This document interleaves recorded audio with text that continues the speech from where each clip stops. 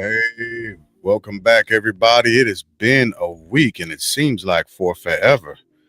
For some reason, could just be. Because it was 2 weeks. No, we went the week before. We went live the week before. It was just last week. Right. That makes 2 weeks since the last time we were together. Yeah, yeah, yeah. You're right. You are correct. Yep. Man, it seems like a long time. Seems like an awful long time. But we're back. We're back, and Yep. hopefully get Deuce here in a second. Just real quick, gentlemen, how have you all been doing lately? Good. Yep. No complaints. Ready for Turkey Day tomorrow. Yeah. Big plans?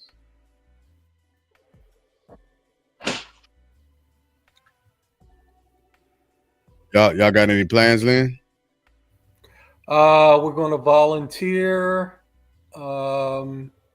late morning, early afternoon, and then we're going to go to Mom's for dinner That's and good. watch 2 football. I'm going to miss the Lions game, but I'll see the Cowboys and the Bengals. All right. Rich? No, I don't have anything planned. No outings or nothing? No. Oh man. All right. Well, I'll be on the road again, back in St. Louis, and shortly thereafter back in Arizona. So a lot of moving around for me, as it were. But I'd have it no other way. I would have it no other way. So I won't delay the inevitable. Tonight's topic is pretty straightforward, I think. And it expands into other different areas as far as what the current administration is seeking to do, trying to do, and possibly somewhat maneuvering themselves in a position to do and be. And I don't think a lot of the American public takes in consideration the things that military members can and cannot do as they are placed around the country in peacetime efforts, as it were, because we're not on the front right now. So the 6 representatives who last week sent out a video essentially encouraging military members and reminding military members that they cannot, should not abide by, adhere to, or execute what they vaguely described as unlawful orders, right? And I said it that way because they didn't give any illustrations. They didn't give any examples. They didn't even say the UCMJ article that this would actually fall under for military members. For those of you all who might not know, UCMJ stands for Unified Code of Military Justice. And those are the laws that actually govern the courts martial's procedures for military members exhaustively. And when a soldier's airman, sailor, marine goes in front of a courts martial, or even when they're going about their daily biddings and they're getting what's called general counseling statements, some of that jargon, some of that verbiage has to deal with what comes out of the UCMJ, right? So quick question to and for the panel. Did you all see the commercial that the representatives aired? I actually didn't see it. I just heard about it. Okay, I will look it up.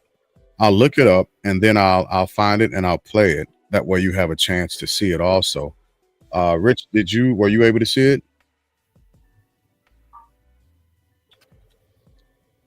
You got yourself on mute. Yeah, I didn't see it. Okay, perfect. I think that's perfect timing. So what I'll do, excuse me, what I will do is find the actual commercial and share my screen so that we can watch it. Give me 1 second. I'm trying to think of what it was called. Goodness gracious. I didn't know it was a commercial. I just thought they just put something out. But it's what, like an is it an ad? Political ad? It's yes and no. Yes and no. It can be seen as a political ad depending on who you ask. But it's not geared towards any political party directly.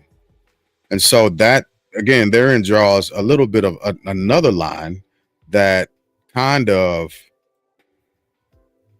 muddies the water, as it were. And I'll share this real quick. I'm sure Rich will be back on in a second. Mm-hmm. Yep. Speaking of. Okay. All right. So I will play this real fast so that everybody gets a good eye on it. Let me make sure I started from the beginning.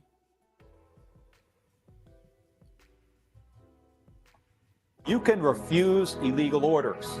You can refuse illegal orders. You must refuse illegal orders. No It's a message getting a lot of attention. Veterans serving in Congress and the U.S. Senate telling active duty military to refuse orders that are against the law while not being specific about what might prompt an act that could end in a court-martial. So I'll play that small clip and then I'll go back to find the full video. But just from that small bit right there, it should give you a little bit of understanding as to, because that was the sentiment that was echoed from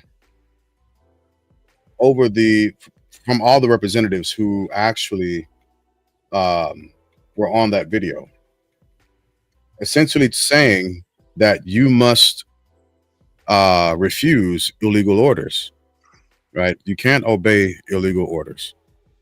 And because of that, right, there was the POTUS became very outspoken, right? So so let me find it and I'll play the full video in its entirety. But so far from the small clip you've seen, any issues?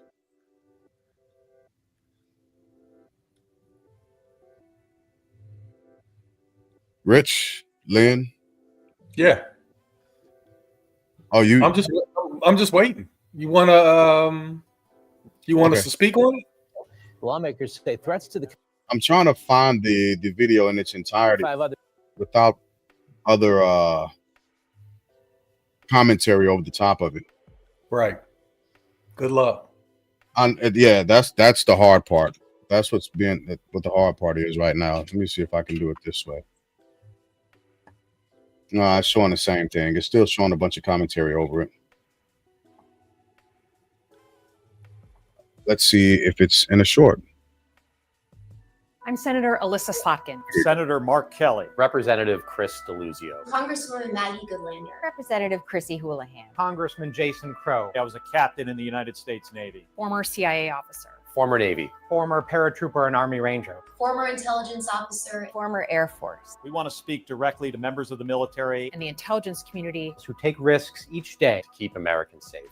We know you are under enormous stress and pressure right now. Americans trust their military. But that trust is at risk. This administration is pitting our uniformed military And intelligence community professionals against American citizens. Like us, you all swore an oath To protect and defend this Constitution. Right now, the threats to our Constitution aren't just coming from abroad, but from right here at home. Our laws are clear. You can refuse illegal orders. You can refuse illegal orders. You must refuse illegal orders. No one has to carry out orders that violate the law. Or our Constitution. We know this is hard and that it's a difficult time to be a public servant. But whether you're serving in the CIA, The Army, Our Navy, The Air Force. your vigilance is critical and know that we have your back. because now, more than ever, The American people need you. We need you to stand up for our laws. our Constitution, and who we are as Americans. Don't give up. don't give up. Don't give up. Don't give up the ship. There it is. All right. Yes. Thoughts. Start with you, Lynn.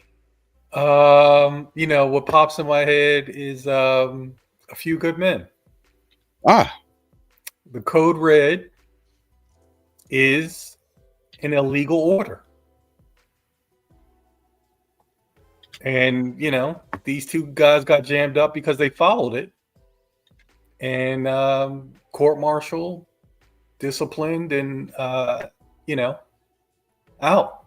So they had the option to not follow that order, but they chose to do what they were told, and they paid the ultimate price. But, what these people are saying in Congress or the House of Representatives is I have no problem with it, because at the end of the day, we've seen it. Where was it? Afghanistan. A lot of people that were, following orders and killing civilians. What happened to them? They got jammed up when it was put in front of our eyes. When word got back to America, how did we feel about what those service people did? We thought they were criminals, and we tried them as such.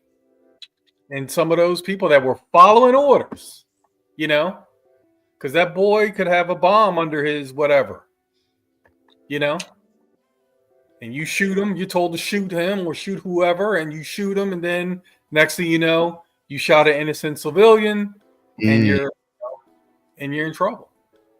So you have those conflicts, unfortunate, too often, especially in places like Afghanistan and places around the globe where we're in a peace posture. But sometimes you're given an order that is illegal, and following it could cost you your career. And just saying at the end, I was just following orders, won't save you. Unfortunately, it should be able to save you, but it doesn't all the time. yeah, I agree. I agree. Rich. Initially, I don't have an opinion about this. I serve the country just like both of you have. My officer or enlisted NCO tells me to do something, I need to do it. And I have enough faith in the officers and the enlisted, the NCOs appointed above me, that they will not ask me to do something illegally. That's the first thing.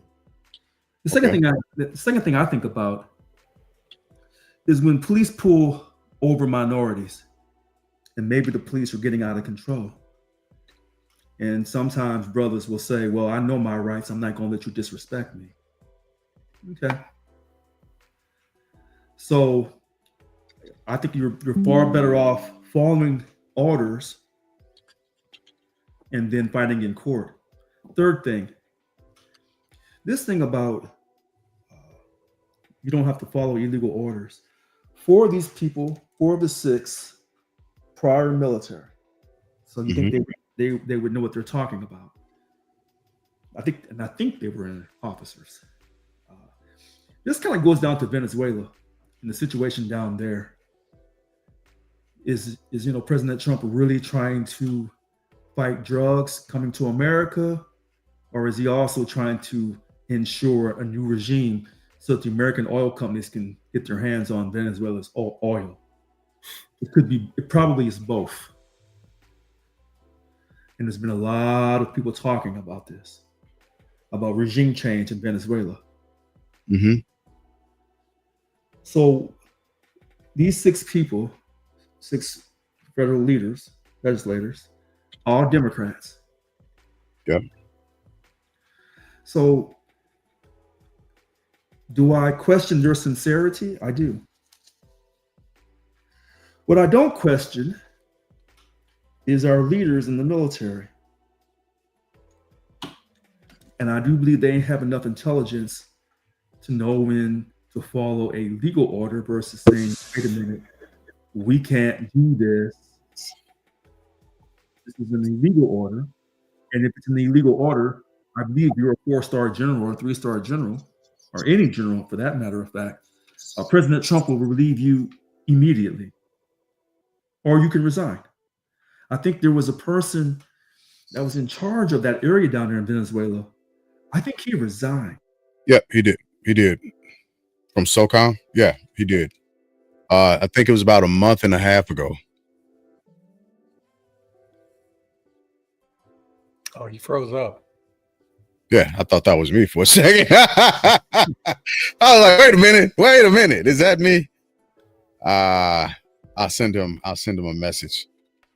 Let him know he froze up. I'll put it back round real quick.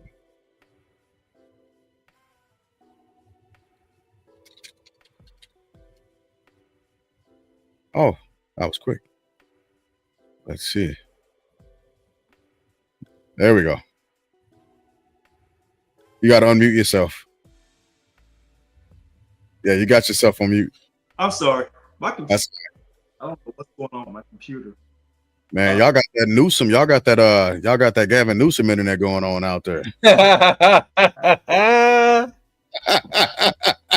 Look, it only works for Democrats. Right. If you're a Republican or independent, it's shaky. It ain't gonna do nothing good for you. It ain't gonna work for you all the time. So when you popped off, we were talking about the general who recently resigned. But here's my question: with you saying that when you were serving, you had full faith and trust in the officers and the senior NCOs appointed above you, as we all should. But with this current administration, first off, I don't trust Pete Hegseth as far as I think he can stay sober, right? Because I don't. That's the first thing. Secondly, they went through and systemically got rid of an older JAG Corps group of leaders, right? And I think they did that very similarly so to how they put people in the cabinet, because they knew that stalwart JAG Corps wasn't going to actually simply go through laws and say, yes, we can do it if we ... Because not everything is legal, right? But he needs yes men and women to be in positions for him, regardless of what the consequences are. I'll say this again, because I think the people that are working for him have forgotten several different things, right? If you look at his first administration and you see the trail of victims who have been sent to jail or gotten jail time, although he's pardoned some, like here recently, the fake electors, right? But a lot of the people that have come from his staff have ended up in prison or had some type of jail time. They've had some type of consequence. They've gotten their license to practice law revoked. Something has happened to them. And I think a lot of the folks that are sided with him right now forget that the last Supreme Court ruling that came down to help him only covers POTUS. It doesn't cover his staff. It doesn't cover the cabinet members. So they're still subject to any type of congressional hearings, any type of actual court subpoenas, so on and so forth. Once they are from under his protection, if he lasts the full 4 years, he's only got 3 left, right? They're still in jeopardy of having to answer to the things that they've done now. Like I look forward to watching Christian Holmes squirm in front of Congress and Senate sooner or later. But anyway, that's neither here nor there. Bringing it back a little bit, dialing it back in. He got rid of that JAG Corps, those group of leaders, because he knew that they weren't yes men. And now he has people in position that are yes men and women. Is that a case to make when it comes down to Article 92 of UCMJ for these young soldiers, sailors, Marines, and airmen that are out in the field today? Should they be worried at this point? No. And why not? Well, number one, we know when we do these podcasts, every podcast in America, that's why we always promote peace. We question the motives and the actions of our leaders, but we never ever question the military. So when this topic, why everyone should be fully aware that we have 1,000% confidence in our military, because we are. In fact, 2 of us were separated and 1 retired. So we have absolute confidence in. Man, you're breaking up. Oh, I'm sorry. Can you hear me now? Yeah, it was in and out. Every other word. Yeah. So I said, in this podcast, we podcast being why. Okay. So we don't ever advocate violence. We advocate asking questions. But we have full confidence in our military because we are former military. 2 of us are separated and 1's retired. So we have the absolute confidence that our leaders in our military can get the job done. And they know legal orders from illegal orders. Second, President Trump pardoned the January 6th activists. You can't call them insurrectionists because they were not charged as being as leading an insurrection. They were charged for obstruction of justice. So he pardoned them. So as long as the president of this country has pardon power to pardon anybody he chooses, well, then I'm sure that cabinet is fully aware that before he leaves office, they'll ask him for a full pardon so they can't be tried by a future president who may be of the Democratic Party. And probably the same thing for those military generals. They'll be asking for a full blanket pardon. So when President Biden knew he had to take care of his family, or President-elect Trump was going to come after them, he was right. So he had to give a blanket pardon to everybody in his family. We know for sure, I think Bo got it. Is it Bo or Hunter? Hunter. I'm sorry, Bo. So Hunter Biden. So the same thing with this administration. This president will have to give a blanket pardon to every single person who has worked for him, or they'll find themselves being brought up on charges with the next administration if that administration is a Democrat. Okay. All right. Same question to you, Lynn. Full faith. All right. What am I? Am I a second lieutenant, or am I a sergeant? What am I? Am I an enlisted man, or am I an officer with a couple of stars on my shoulder? Yeah. That's, that level, that protection is not equal. The people out there in the field, doing the grunt work, don't have the same protections as somebody who lives in a cushy brownstone in DC. So I'll just say, if I'm living in DC, going to one of those nice buildings every day, I feel okay. But if I'm on the ground, if I'm out on the ocean off the coast of Venezuela, doing things that are questionable, then yeah, I would I'd be a little worried. Yeah. So there were 2 National Guard members that were recently shot a couple of blocks away from the White House. Today. Yeah. That happened today. I read the article not too long ago. And golly, I don't even like saying this guy's name. He's starting to become a bit of a thorn in my side, just like Stephen Miller, but I'll say his name anyway. And so Pete Hegseth ended up sending out some information, as well as JD Vance and of course POTUS. But the question now becomes, what are those soldiers' actual function? Right. And I'm not saying that them being there is illegal in and of itself, but they are there on a stay right now because things are being tried in court.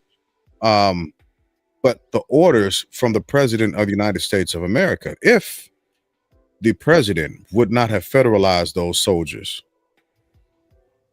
Would things have shaped up differently? Has crime gone down because soldiers have been deployed? He will say, yeah, but here's what I could say easily. Had he not deployed them from West Virginia, they would both be alive today. Because they would have been in West Virginia today instead of the nation's capital. And from what I've seen, he's ordered 500 more. I don't know from where, but 500 more he wants sent to D.C.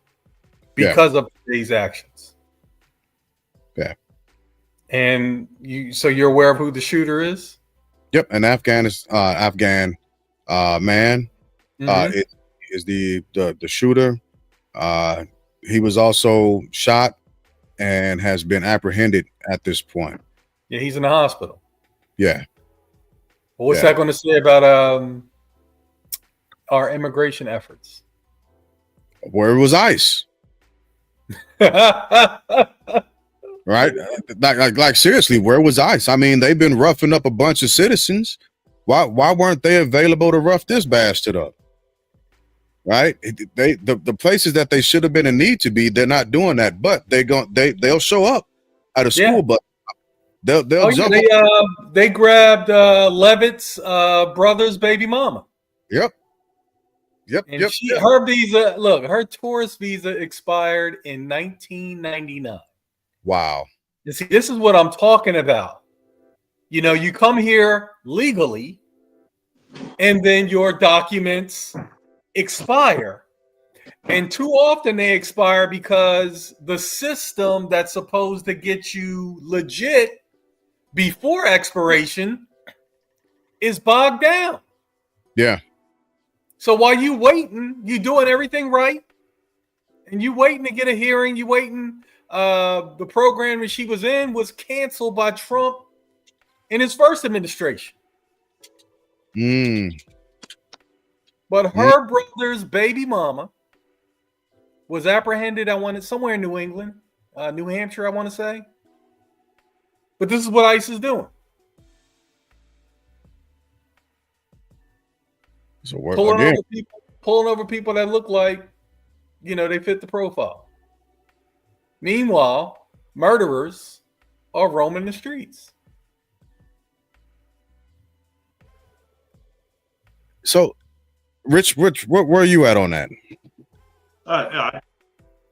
So, one thing I'm going to say, I know all three of us feel quite strong about their lives. Man. And we hope the very best for ours. Absolutely. So, I'm not saying anything on the whether they were in DC. We get the word again. Yeah, Rich, we get every other word. The word again. I'm not. I'm just talking. We know you're the victim of technology, but so, hopefully y'all can hear me. I'm saying, we have our prayers for the two guardsmen and their family, and I don't want to say anything that's going to inflame the family, because whether they were there in DC or back where they came from, their home state, or if they were in Portland or any other state, because now when you serve this country, whether you were in the Guard, in your active duty, all 5 branches, including the new Space Force they created, your life is in your hands. There's no guarantee that when you go serve this country now that you will live to tell about it. Yeah. That's a tough. I know you served directly in the war zone, but that's a tough thing. That's a tough thing. So any guardsman or anybody that's serving the country, you're going to earn your money. And I pray to God that you can come out alive. Yeah, absolutely. Win, it's a 50-50. Yeah. And I think it's going to stay like that. 3 of us. You think it's going to stay like what? It's going to stay like that for a long time. With the soldiers out on the streets? I think whether you're in the Guard or the Reserve or your active duty, I think your life is on call. You can't let your guard down. So I got a question. I got a question on TikTok, which is a very valid point. The question was from another former service member.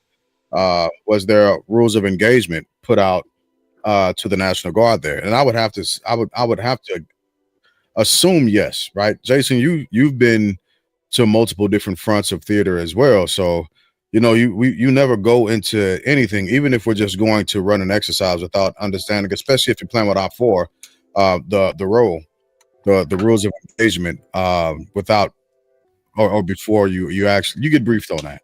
So I'm sure that they have role. But again, just to clarify something, I think that was a great question.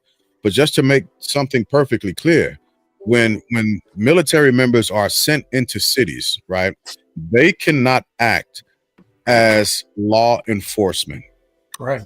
They are strictly prohibited from acting as law enforcement under these particular set of orders. And the reason why is because there has been no direct request through the defense support of civilian authorities for them to have that actual type of stance. So there you can't. It's not the laws of the law of war. No, law of engagement, rules of engagement. No. So and then I don't know what they are, but firing on civilians unprovoked, or it was a completely different set of rules versus being in Iraq. So I'm sure they have something, but I don't know what that is, and I haven't reached out to any of my battles out in West Virginia to see what that doctrine looks like. Maybe I will just to stay in the loop on that stuff. So, but yeah, 500 more service members sent out to the area. Hey, sent out into the area. But what I was hoping would have happened is ICE enforcement would have been, if anything, bumped up some, because that's who can actually do something. It's not the servicemen and women, boots on ground, that are there for that type of enforcement. So that kind of pushes me over somewhat to POTUS's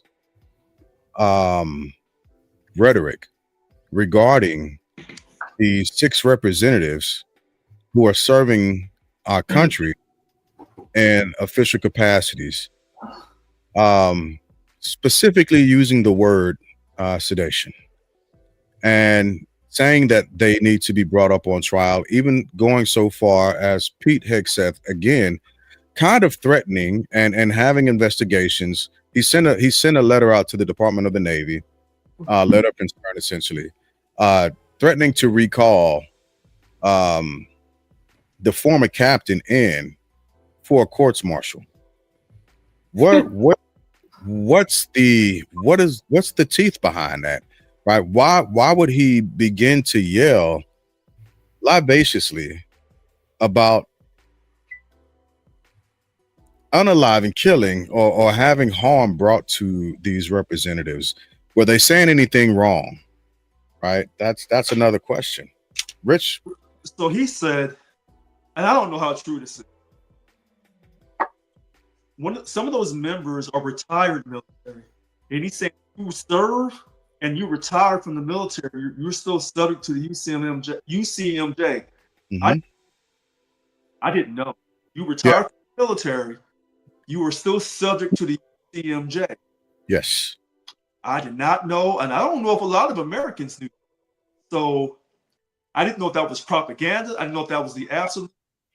No, that's absolutely true. On my out briefing, when I started out processing out, one of the things that I was told was you are still subject to UCMJ as long as the federal government is paying me. So when you were saying that you will continue to give your disclaimer at the beginning of the show, you are correct. I was wrong. So yes and no. There's still a difference, right?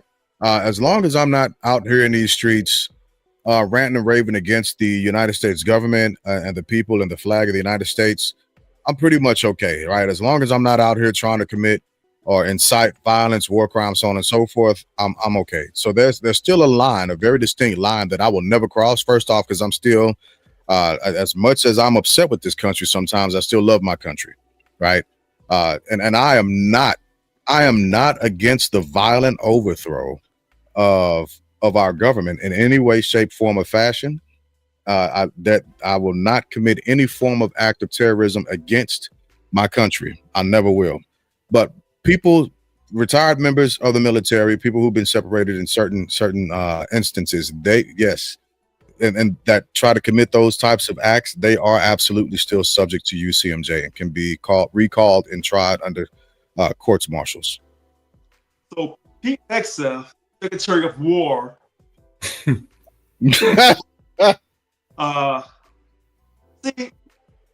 sometimes President Trump tells the truth, sometimes he doesn't. But being able to figure out when he's being truthful and when he's not, it's like trying to figure out when a politician is being truthful and when they're not. You'll be up all night because you can't really trust the media. You can't trust no one news source on one subject on everything they say. Yeah, I agree. Bits and pieces of the truth, but you have to watch different news outlets to get the whole story on one particular matter. And most people don't have the time to do that. So this situation here, it looks like they're trying to throw a jab in President Trump by them saying, well, we serve the country, or we serve in the federal government in the intelligence area, so we can tell the troops, don't follow illegal orders. My question is, no matter what President Trump does, it's going to the United States Supreme Court if the other side wants to appeal it up to there. Yeah. And then if the Supreme Court gives him one loss, they'll give him 4 victories, because that's still political as well. So, the situation in Georgia, subject, that case that Bonnie Willis had is now over. It's this. Okay. The situation in New York, I think it's the Eugene Carroll case. If that goes up into the federal courts, that will be dismissed. So then you say, well, if it gets dismissed, then they didn't have a case. You don't know what's the case and what's not the case, because everything is so political. And that's where our country is. So the judges are supposed to apply the law and not be biased, but depending on what political party they belong to, they may show a certain level of bias. And that's why this situation with these 6 congressmen and women, and they're all Democrats, are they being sincere by saying don't follow illegal orders? No, they're not totally being sincere, but they're not totally wrong either.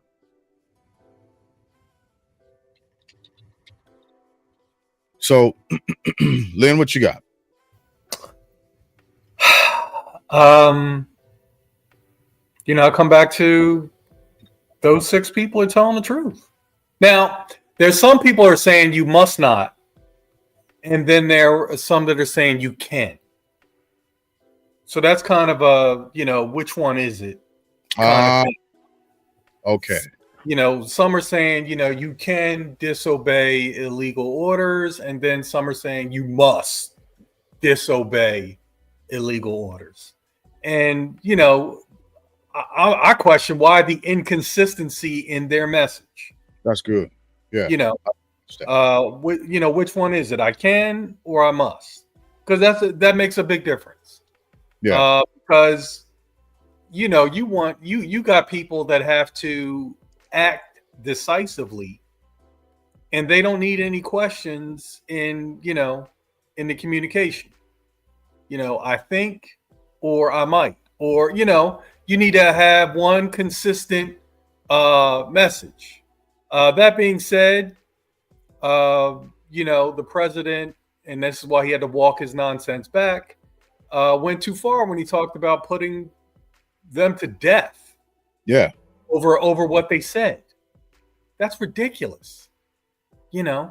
I I mean, that doesn't happen anywhere on the planet. I don't see that happening in North Korea or China. You know, somebody being put to death for something that they said.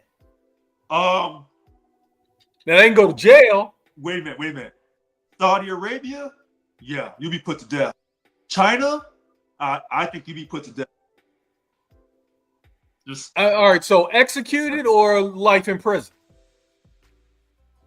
It depends on how they feel that. I don't know. Yeah, that's a good question. There's a British woman in Dubai right now that's looking at life in prison. She had 50 grams of cocaine. That's Dubai. Yeah, she has a Dubai. Yeah. And she's from the UK. She's a law student. Shit. And her initial sentence was 25 years. Yeah. And then she did something crazy on the appeal front, and now it's life. What was she thinking? Stuff was adjudicated the same day. Well, in Dubai, she may have a chance. But if you think you go to Saudi Arabia or China, I don't know. Ask Jamal Khashoggi or Khashoggi. Well, look, he was a journalist. That's different. Okay. That's different. Okay. Because he was in a position to really, hurt the Saudis. I don't condone what they did, and I don't condone the, I don't ride with the president condoning what he did. I agree. Just come on, this guy he's getting more and more spineless. It's turning out that his biggest move was the bold ass moves he made to become president, because that was the only way he was going to stay free. Yeah. And the Fonnie Willis case, for me, that was the one that was going to get him. And she blew it, sleeping with the special, having an affair with the special prosecutor. And kudos to him for picking up on that and putting his lawyer on it. Because I don't know how he found out about it, but that was him. And that was him. And here's the funny thing. Legally, she did nothing wrong. Legally, she did nothing wrong. Right, but it's the way the legal system works is so much is around optics. That's right. Yeah. So optically, she did something very wrong. Yeah. Yeah, because now it looks like people can easily buy into, this is he's being railroaded.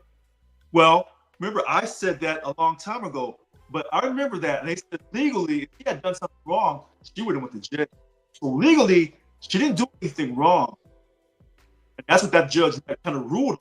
But like you said, through the optics, you bring somebody in and you're sleeping with them, right? And you black, and you have the D style. Hold on, and you ran on saying you wouldn't do stuff like that because their predecessor did stuff like that. So when you were running for that position, you said, "I'm not going to do that," and then you got this position, and you did that. And this is what I say: when you are a Democrat or a Republican, you don't know what you really will do until you're in that position of power, and that money's in front of you. And then you find out about your integrity. Rich, I talk about that all the time. Power management. Once and people have no idea. Most people walking around will never know what that feels like. Right. But when you have basically the power to even the playing field. Tips the scales. It's like this. A brother can come in and do this. Yeah. Or it's like this, and the wrong person can come in, orange colored, and now it's like this. And this is, and there's good power and there's bad power. And the biggest reason that I do not like our current POTUS is his utilization of bad power. Yeah. Look at what he did look at what he was doing with Snap. Putting the screws to people. Yeah. Putting the screws to people. Well, wait a minute. Hold on. When you got the power to send them that money on November 1st, you choose violence. So this is where I don't put that on him. I put that on the Republican Party as a whole. Their selfishness about programs to help those in need. But he was out in front on going to the courts and the appealing their decision. But the Republican Party as a whole in both houses, the House and the Senate, had to back him up on it. So remember a couple months ago, I kept telling you, James, I said, this Epstein situation is not going to go away. And when both houses, when's the last time they've had bipartisan support? I can't remember when. They had one person against it? One. It was one. Yeah, one person. What's his name? I forget his name. I didn't even look the name up. No, they said his name because he was like Mr. Irrelevant in the NFL draft. It was the same kind of deal, but it's already popped out of my head already. Right. But remember, he was browbeating his party, the Republican Party, and saying, hey, this is garbage. We're not going to release it. And finally, it got so bad that he had to he had to flip his whole spin around and say, okay, yeah, go on and release it, blah, blah, blah. Now, and this relates to these 6 people saying don't follow illegal orders. We don't know what this president has not done versus what he has done that we can see he's done. But he told us back in 2016 or 2015, I'm a businessman and I'm going to run the government as such. And when someone tells you up front, they're not giving up money, they're not showing you their tax returns, they're going to buy the prior hotel in D.C. No, he said he was going to show his taxes, Richard. You keep saying that. Yeah, but that was a lie. He said he was going to show. Okay, but keep it on it. He said, right. I'm going to show it to you, but they're in the audit. Fair enough. Once they come out of audit, I'm going to show you my taxes. Wait a minute. And that was a lie. Right. That's a great point. That Mitt Romney, anybody, enlightened us on. So he will never show you his taxes. Anybody who follows politics closely, such as I do, when he said he was going to show us his taxes, I knew he was lying. Mm-hmm. Because if he showed his taxes, it may show that he's not really a billionaire. So I knew he couldn't do that. Absolutely. All right. So when he tells you he's going to run the country as a business, he meant that. Now, that's the one thing he told the truth on. Well, let me say this, right? Context has to surround his phrase "running it like a business," right? Because we see what he's done with his businesses. Yeah, right. The ground. He's run them to the ground. He's even if he's just talking about paying people, which he's doing to the contractors of the new dining facility, as it were. He's doing that already? Oh yeah, he's not going to pay him. Yeah, he's not going to pay him. Absolutely. Where'd you hear that at? Goodness gracious, about a week or two ago, I was reading another article that was outlining how he's already started screwing those guys over. That's why they haven't been working on it. So screwing them over is one. Here's what I'm going to say. And I told you about GF. I said it's going to get released. Now, he said, no, they're not going to do anything. I said, yes, they will. Now, have they cleaned up his name and possibly his name and other people's name from the Republican Party that was part of the Epstein files? Have they redacted their names? I don't know. But I told you that situation would not go away. Yeah. So there's certain things there's certain things, I don't care what color you are in this country. Now, if those girls have been black girls or Mexican girls, different storyline. But supposedly these were pristine, honorable, precious, good white girls. But they were children.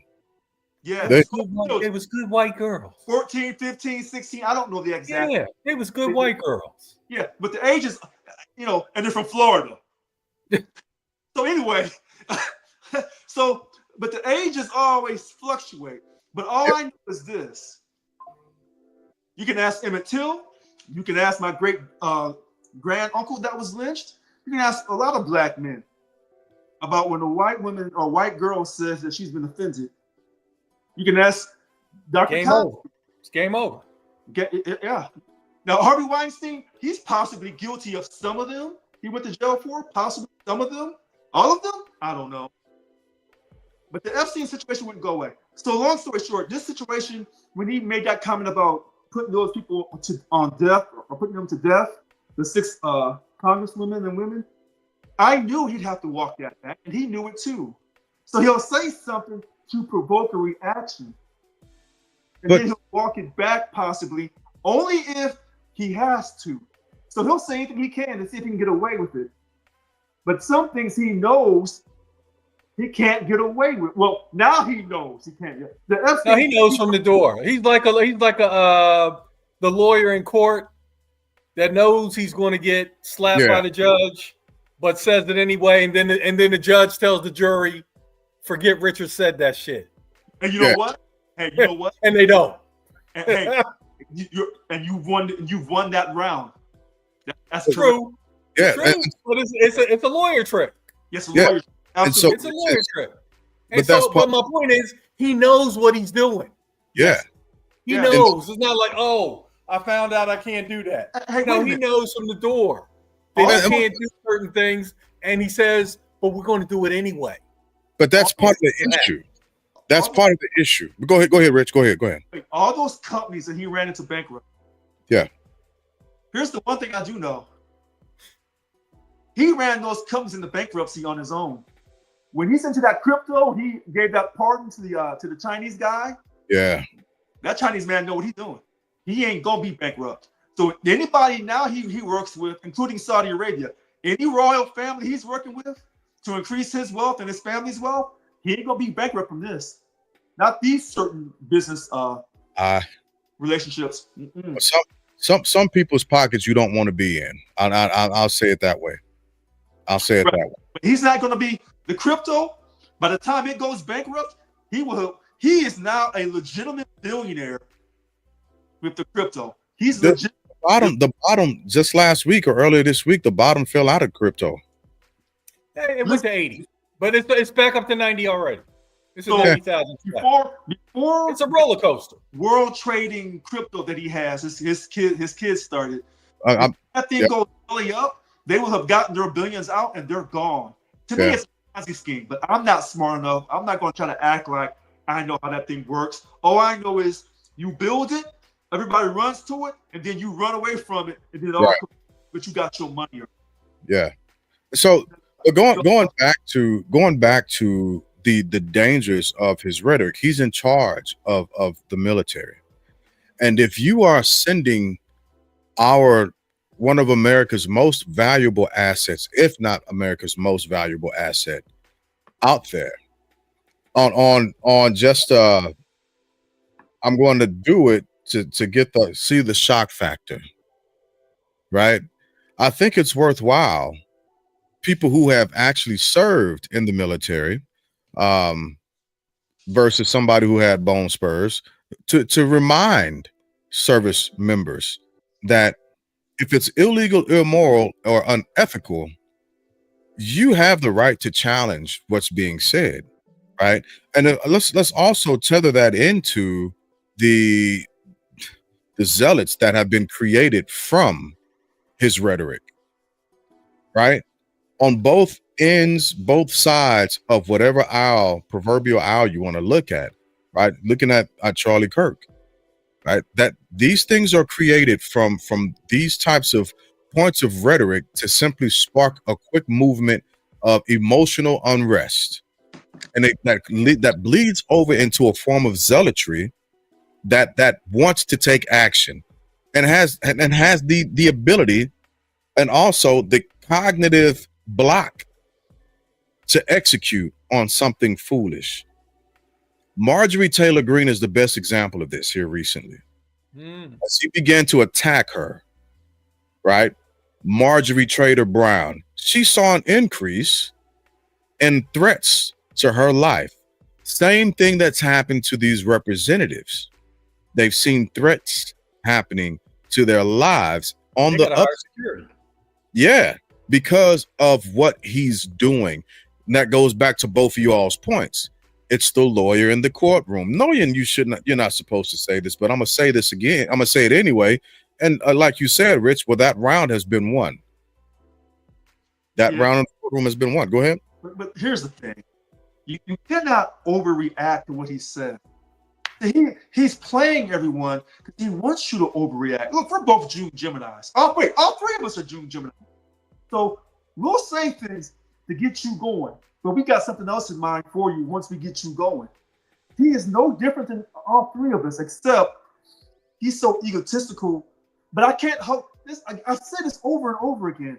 I'm not going to hold this white man responsible for being egotistical, selfish, self-serving, and chasing the money, because that's how our ancestors came to this country. Other white men were chasing money, and they did what they had to do, and they said, "We'll accept the consequences." They weren't chasing religious freedom. No, you're right. They were chasing. They were chasing religious freedom for their money. Right. Right. So right. I have a hard time trying to hold this particular president more responsible than I hold the father Bush or the son Bush. Sure.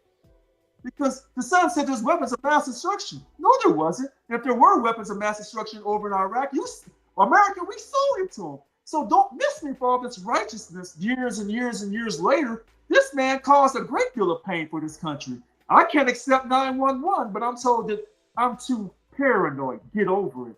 No, I can't get over 911. So I have a hard time holding President Trump more responsible than any other white man. Don't hold him more responsible. Just hold him responsible. Yeah, hold him to the same level of responsibility. You don't need to go back into the history books to deal with him. Well, hold him to his behavior in 2025. But this is the status quo.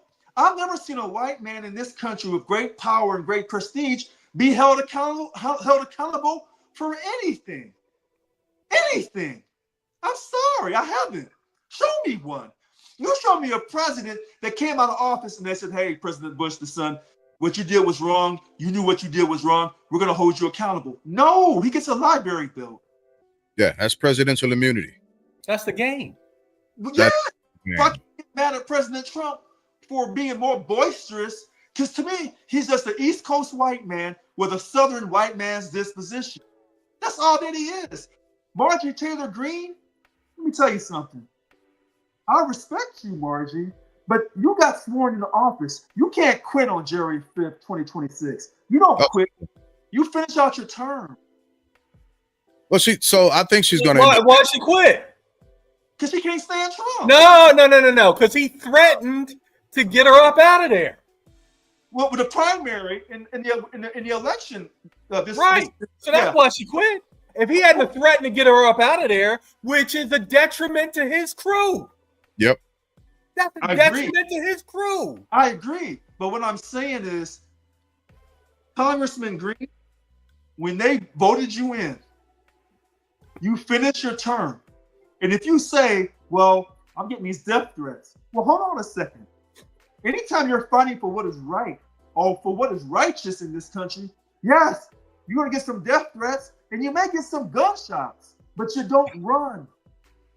You don't run. Let me tell you something. Those white folks down south, they would have another civil war if they could get things the way it used to be. They didn't run from the Civil War. They said, "We'll fight, and if we lose these slaves, damn it, we'll lose them. But we're going to fight you every bit to the very bitter end," particularly in Georgia.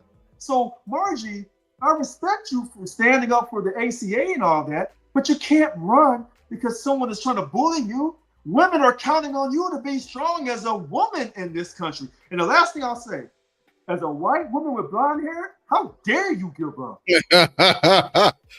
You wild for saying that last part. The blondes can't give up. Hey, the blondes can't give up. Blondes can't give up. Blonde hair, fake blonde hair, it doesn't matter. They have fought hard for that privilege. And you're just going to give their privilege up? I tell you what, ain't no black woman giving up that privilege. I can tell you that right now. If a black woman, her plan is to retreat back to the state. This is what I think she's going to do. She's going to drop down to the state level. Okay. Let the Trump era go by. Okay.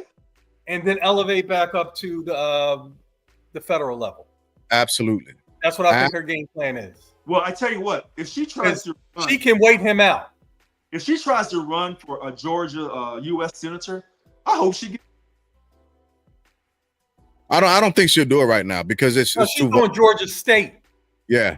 Yeah, She's U.S. gonna drop down to the state level. No. I'm saying she should run for you because allegedly. No, he'll stop her at that level. Hold on. Her thinking is he can't stop her in her state.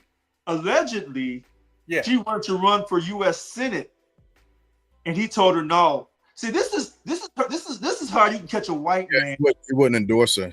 Right. This is how you catch a white man in his misogynist, male, chauvinistic mannerisms. Right. He had a white man in mind for that job. Hold on. Yeah. Regardless of or Republican, this is how you catch him.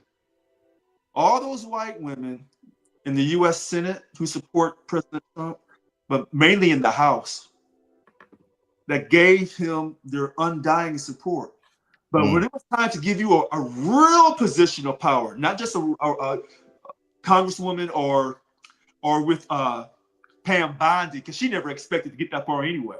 But when you want a real position of long-term power as a U.S. senator, no, he wasn't trying to do you like that. He wants to talk about, well, the numbers don't look good for you. Yeah, the numbers don't look good for me. But when I was giving you all this mouthpiece, in the open.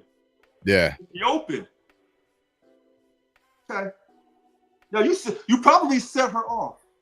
And then she probably had the people back in her district saying, we need, Obamacare. We don't care if he is you know how they talk down here in Georgia. Yep. If he is one of those African Americans, we need our our health care. One of those black Afrikaners. We gotta switch it up to getting around the horn. I'm cooking upstairs and I don't want my food to burn up. I gotta present this to people, and ain't nobody finna be talking bad about me. Not now. Oh, you got the Thanksgiving food in the oven? It's on the stove top. I'm making some greens. Oh, okay. All right. I'm making greens. So I gotta make sure they right.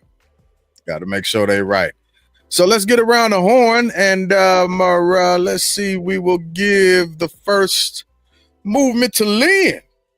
Okay. Real quick, I just, it's unfortunate today's events with regards to the two National Guardsmen and their families. For me, it's a failure of leadership. Yeah.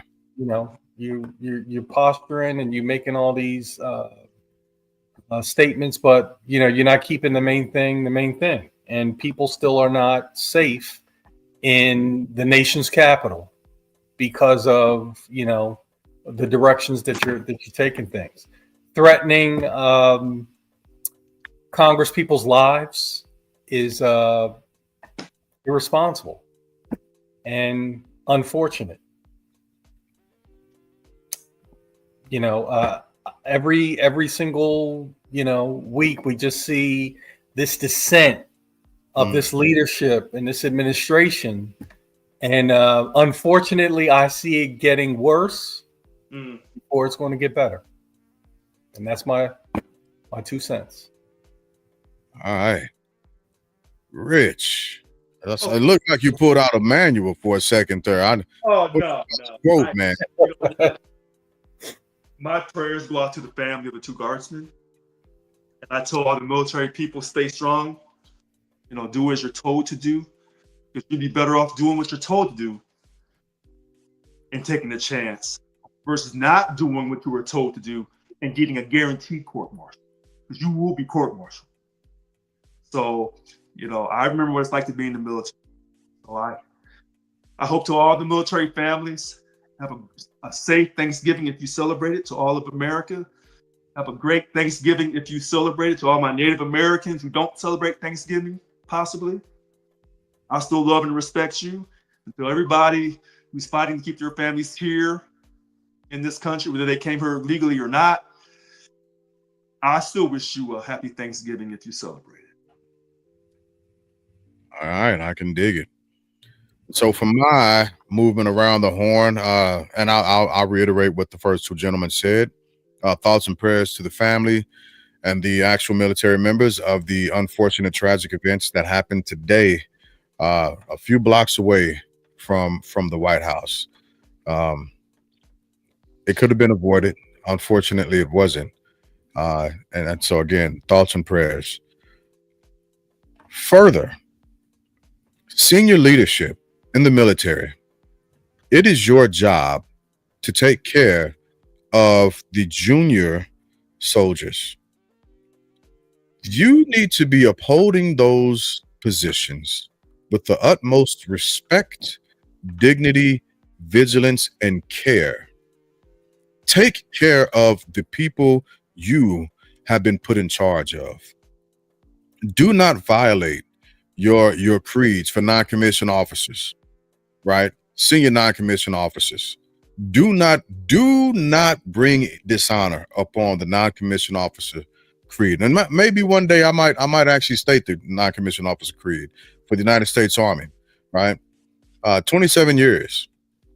27 years. And I was blessed to have served with and led the country's most professional members. And I just want to remind senior leaders that you are in a very special position. Do not lose the faith and trust of the men and women that you are in charge of, regardless of who is sitting in the seat of the President of the United States of America.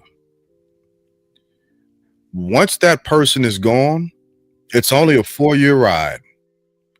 Those military members that you screw over or that you don't take care of, you'll see them again.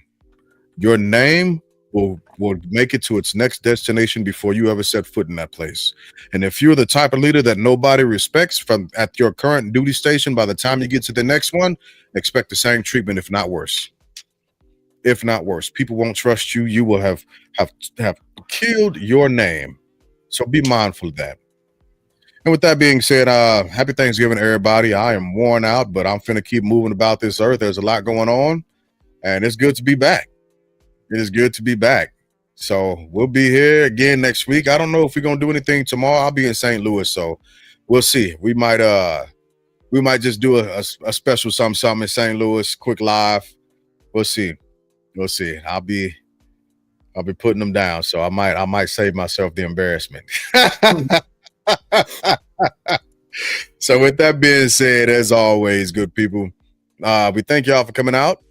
You can catch us every Wednesday. God bless and good night.